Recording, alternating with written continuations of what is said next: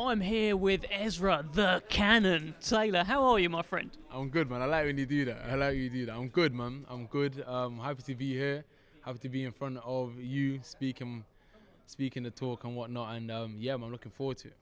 Bit of bowling today. You planning on bowling over your opponent on Saturday? Of course, man. I'm gonna get a strike. Take him out nicely. You already know how it goes.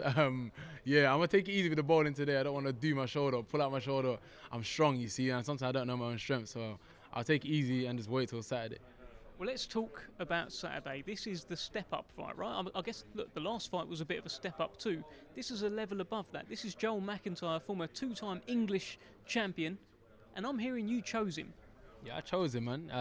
And the reason why I did is because I want to step up, man. I want to challenge myself. I want to get better, and there's only one way to do that, really and truly. I could have a padded record if I like to, but I'm not here for that. I'm here to be the number one. So the only way I can accelerate that progress is to fight people like Joel McIntyre, man. I respect him. Like you said, he's got the accolades, he's got the experience, and yeah, man, I feel like I've got what it takes to cement my name. And then after this fight, I believe I automatically get propelled into the mix, even the top 10 in the UK, and then we can take it from there. Well, look, he's beaten some good guys. He's taken some good guys the distance. Quite recently, Shakan Pitters. So are you looking to make a bit of a statement here? Is it not just about beating him, but also looking particularly good when you beat him? Is that on your mind?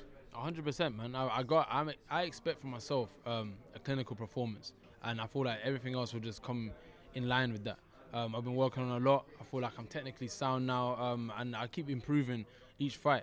So that on its own is also giving you an indication on what I'm going to be bringing on fight night. So yeah, man, I'll make a statement regardless of how it goes. I will definitely make a statement for sure. Hey, yo, somebody just dropped throwing a bowling ball, man. That was crazy.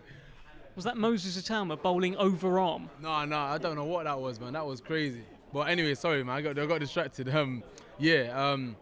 Joel McIntyre. Yeah. I feel like I should be focused on it, right?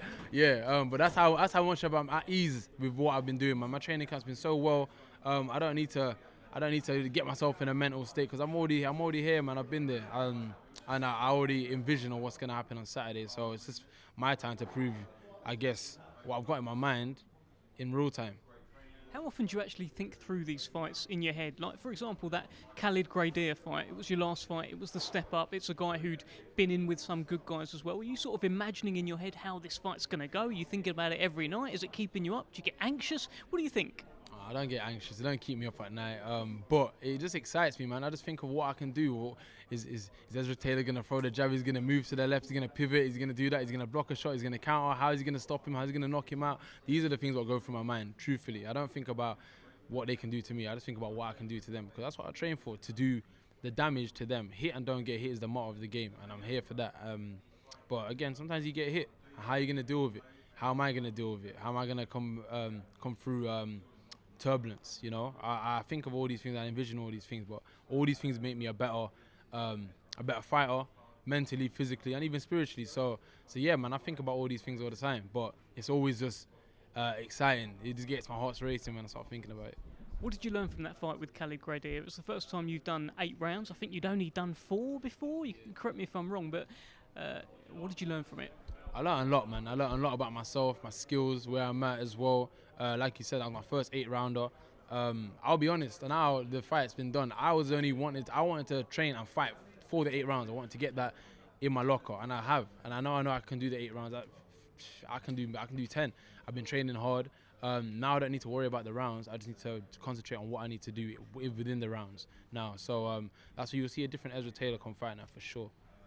I think you only had like 18 amateur fights. Is that right? Yeah. I was running around banging out saying I had 23. I looked at my amateur card. I've only had 18. But yeah, I've had 18. And some people probably look at it. It's subjective. People probably think that I'm moving a bit too quick. I believe I'm moving at the right pace.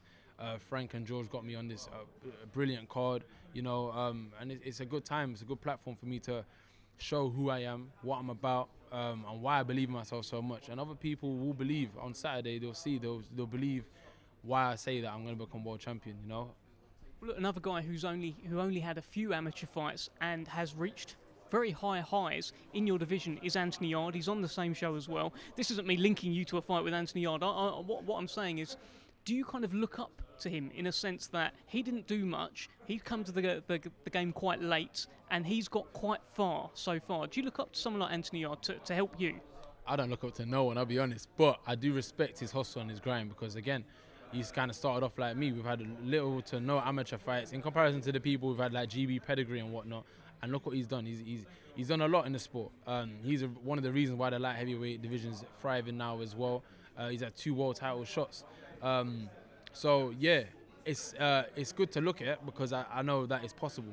It's not in terms of I didn't believe in myself, but it's possible to forget the accolades of what you've done back in the day. It's what you do right now. That's what makes sense. What you do in the present day obviously predicts your future. So I know what I'm doing right now, fighting Joel McIntyre on a card like this, on a platform like this.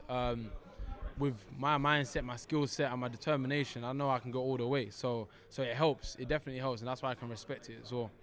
And you're around Sharpening Iron in Loughborough as well. A bit of a change to your setup. Tell us a little bit about that. Yeah, man. I'm working with Angel Fernandez as well. He's an amazing coach. Big up everyone in the stable. React 4 Fraser.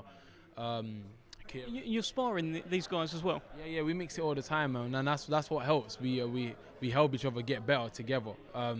So I'm in a different environment, but I'm thriving now. It's like this is an environment what's really giving me the, I guess the first quenching water that I've been wanting for so long. Because I've had the determination for a while.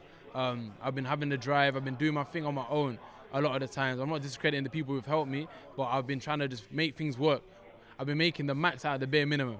But now I have what I need, I believe, to take to the next level. And then Saturday night, I'm looking forward to my performance as well because I'm a different Ezra now.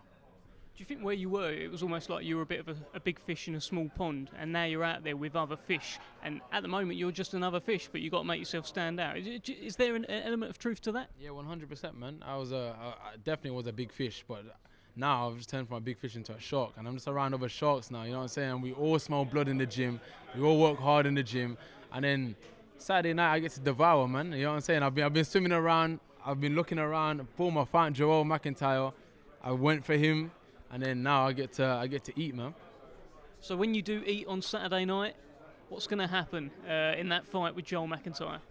It's just going to be domination, man. You're going to see a strong clinical performance from Ezra Taylor. I'm just going to do what I've been destined to do, man. I can't tell you how it's going to go because I got in my head how it's going to go, but, you know, on fight night it's different. All I know is that I'm going to go in there and be the best I can be, and that's going to be more than enough for the night, for sure. Good luck. Thank you. I appreciate it.